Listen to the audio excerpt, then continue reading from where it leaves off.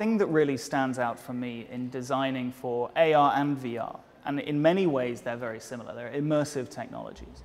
What really stands out in both of them is that, unlike almost any other kind of media, it represents a loss of control by the creator, because you're designing something where the idea, and indeed the whole format, is dependent on the user experiencing a new level of control, a radical level of control. Because in VR, if we take away the user's ability to look freely around, if you try to control the camera and make them look over here, that almost instantly causes nausea. That's one of the first things that we learned about virtual reality.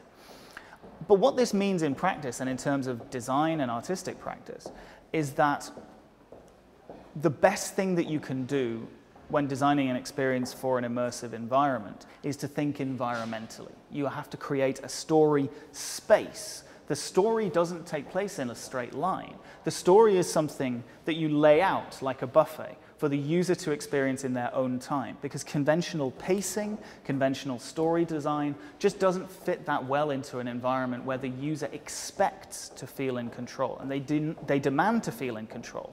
Ultimately, when you're dealing with reality, when you're virtualizing reality or augmenting reality, you're dealing with the hardest artistic medium of all, which is reality itself.